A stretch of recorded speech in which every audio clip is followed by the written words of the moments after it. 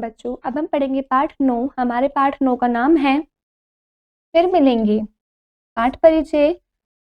चरित्रवान व्यक्ति अपने आदर्शों और सिद्धांतों से सभी को प्रभावित करता है। स्वदेश प्रेम, ईमानदारी और अपनी संस्कृति का सम्मान व आदर भाव व्यक्ति के व्यवहार से प्रकट हो जाता है। प्रस्तुत यात्रा वर्णनपरक कहानी ऐसे ही एक नवयुवक से हमारा परिचय कराती है। सतीश जब पर्थ के हवाई अड्डे पर उतरा तो उसका मन कुछ बेचैन सा हो रहा था, कुछ थकान सी लग रही थी।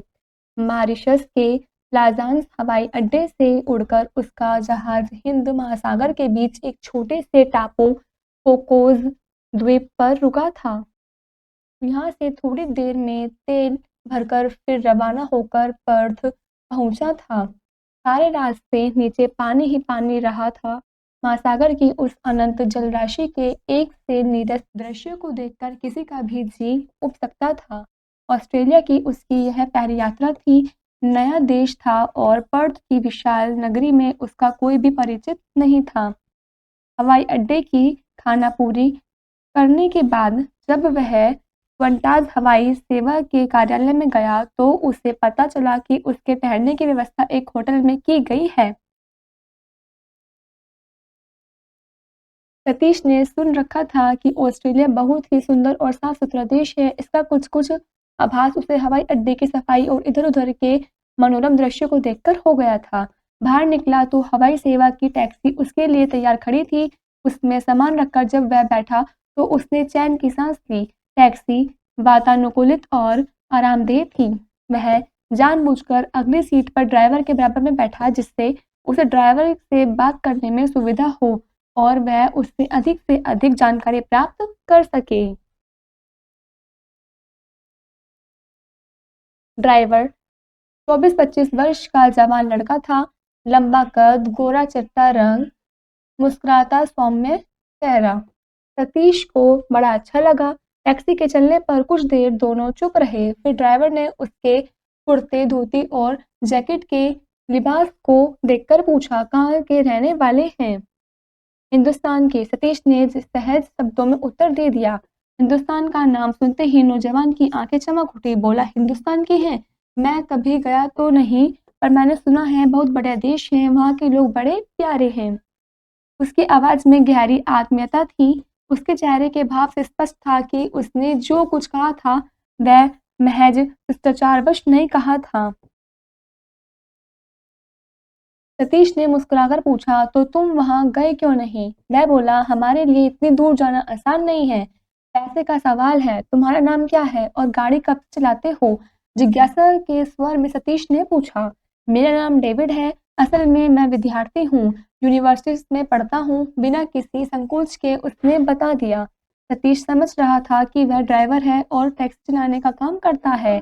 अपना कौतूहल व्यक्त करते हुए उसने कहा, अच्छा तो तुम ड्राइवर नहीं हो? जी, डेविड बोला। बात असल में यह है कि इस बार बीएससी में फेल हो गया। मेरे माता पिता इस पर बहुत नाराज हुए। उन्होंने कहा, तुम घर में रहो, खाओ पियो, लेकिन हम तुम्हारी पढ़ाई का खर्चा आगे नहीं देंगे। उनकी बात ठीक थी। मेरे फेल होने की सजा उन्हें क्यों मिले?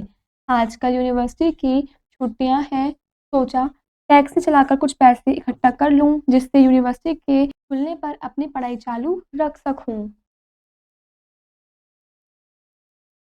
यह सुनकर सतीश के मन में उस नौजवान के प्रति बड़ी दिलचस्पी उत्पन्न हो गई। अपने पैरों पर खड़े होने की उसकी भावना ने सतीश को अभिभूत कर दिया। उसके देश में ड्राइवरी का धंधा बहुत सम्मान का धंधा नहीं माना जाता, परंतु उस लड़के के स्वर में तनिक भी हीनता या दीनता नहीं थी। उन लोगों के लिए तो सभी कार्य बराबर हैं, न कोई काम छोटा है न कोई बड़ा। जो काम हाथ में लेते हैं उसे कर्तव्य मानकर करते हैं। कुछ देर चुप रहकर डेविड ने पूछा, आप क्या करते हैं? सतीश ने कहा, मैं लेखक हूँ। मैंने कई किताबें लिखी हैं, अखबारों में लेख लिखता हूँ। डेविड के दिल में लेखकों के लिए बड़ा सम्मान था। पढ़ाई पूरी करके वह स्वयं लेखक बनना चाहता था। अपनी भावना को प्रकट करते हुए वह बोला, वाह, यहाँ कितने दिन रहोगे? यही कोई 2 दिन? बस 2 दिन? डेविड ने आश्चर्य से भरकर कहा। इतनी दूर से आए हैं और इतने कम समय रहेंगे? नहीं, मैं ज़्यादा दिन रहना चाहता था, सतीश बोला, परंतु मुझे हिंदुस्तान छोड़े हुए 2 महीने होने आए हैं। अभी कम से कम 1 महीना और भी लग जाएगा। अगली बार आऊँगा तो ज़्यादा समय लेकर आऊँगा। बातचीत में शहर आ गया। डेविड ने कहा, आपको होटल पहुँचने की जल्दी तो नहीं है? नहीं, क्यों? सतीश ने पूछा। डेविड बोला, आप लेखक हैं, मेरी यूनिवर्सिटी नहीं देखेंगे? ज़रूर, ज़रूर, सतीश ने प्रसन्न होकर कहा। इसके बाद एक विशाल भवन के फाटक में घुसते हुए डेविड ने कार का एक पुर्जा दबाया, फिर बोला, यह मेरी यूनिवर्सिटी की इमारत है, बड़ी लंबी चौड़ी जगह है, यहाँ से वहाँ तक यूनिवर्सिटी परिसर है।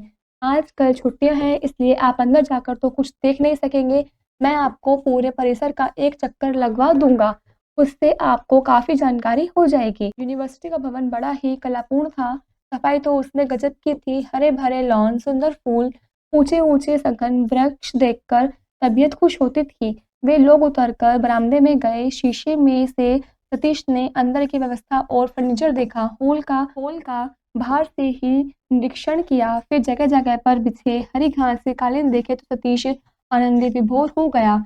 गदगद स्वर में उसने कहा, डेविड, मैं तुम्हें किन शब्दों में धन्यवाद दूँ? तुमने मुझे बड़ी सुंदर चीज़ दिखाई है। समय की कमी से मैं शायद इसे न देख पाता, इतनी बढ़िया चीज़ को देखने से वंचित रह जाता, कितना बुरा होता। डेविड ने विनम्रता से कहा, नहीं, ऐसी कोई बात नहीं है, मुझे खुशी है कि आपको मेरा महाविद्यालय पसंद आया।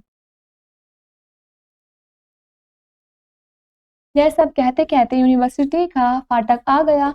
उससे बाहर निकलते हुए डेविड ने गाड़ी के एक पुर्जे को इधर-उधर किया। सतीश ने यूँ ही पूछ लिया, डेविड, यह तुमने क्या किया? डेविड ने हल्की मुस्कुराहट के साथ कहा, कुछ नहीं, कुछ नहीं। सतीश ने आग्रह करते हुए कहा, नहीं, नहीं, आते समय और अब जाते समय तुमने कुछ किया ज़रूर है। सच-सच बता दो। डेविड ने संकोच के साथ कहा, आते समय जब हम फाटक में घुसे थे तो मैंने मीटर बंद कर दिया था।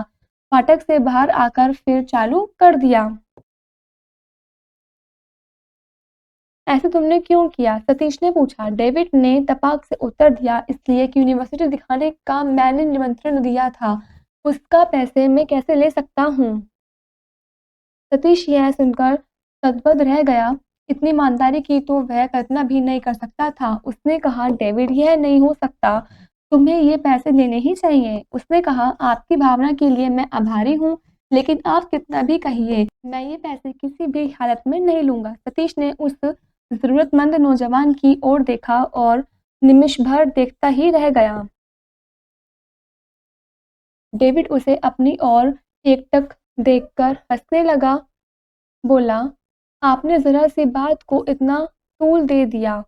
आप क्या यह नहीं जानते कि जो छोटी चीज़ में सावधानी नहीं रखता, वह बड़ी चीज़ में भी सावधानी नहीं रख सकता। छोटी बेईमानी बड़ी बेईमानी को जन्म देती है। होटल पहुंचकर सतीश ने चाहा कि उसे कुछ पैसे दे दे, लेकिन उसने एक भी पैसा लेने से साफ इनकार कर दिया। बोला, यह भाड़ा तो मुझे हवाई सेवा वाले देंगे, आप परदेसी हैं, मैं आपसे क्यों लूं?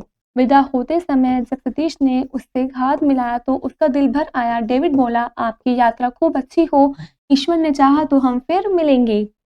सतीश ने उसके हाथ को दबाते हुए प्रेम से कहा, हाँ, मिलेंगे, पर यहाँ नहीं, हिंदुस्तान में, तुम ज़रूर आना। डेविड, अच्छा, मुस्कुराकर डेविड ने कहा, देखिए।